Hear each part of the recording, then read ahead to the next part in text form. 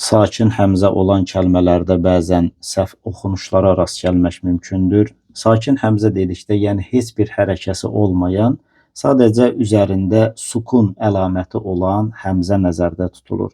Bəs səhv oxunuşlar necə ola bilir? Məsələn, biz bu kəlməyə diqqət yetirsək, təxminən bir 4 səhv etmə ehtimalına işarə edə bilərik. Məsələn, biri bu ola bilər ki, burada sanki bir məd yaranar, səhvən muminin oxunular.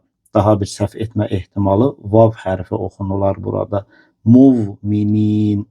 Yenə səhv etmə ehtimalı ola bilir ki, sanki bunların heç biri yoxmuş kimi muminin oxunulur.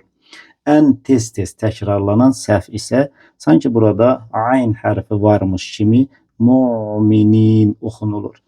Amma biz düzgün necə oxuya bilərik? Xatırlasaq, bizim Azərbaycan dilimizdə səhv etmirəmsə indi yoxdur. Əvvəllər apostrof deyilən bir əlamət var idi.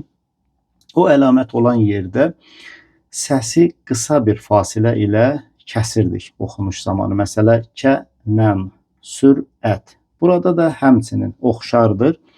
Biz səsimizi bu hissəyə, yəni sakin həmzə olan hissəyə çatdıqda, artıq bildiyimiz kimi bu hərf sakin həmzənin dayağıdır. Bu da oxunulmur və bunlar da olan yerdə biz necə oxumalıyıq? Səsimizi köksümüzdə, sinəmizdə qısa bir fasilə ilə kəsirik. Əlbəttə, çox şiddətli bir formada da olmaz. Sonra oxunuşumuzu davam edirik. Məsələ, muminin.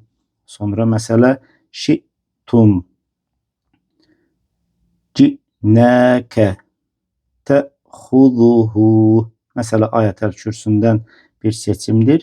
Digər seçimlərə işarə etməyə ehtiyac bilmədik. Çünki Quran-ı Kərimdə sakin həmzə olan kəlmələr həddindən artıq çoxdur. İnşallah çalışaq düzgün oxuyaq.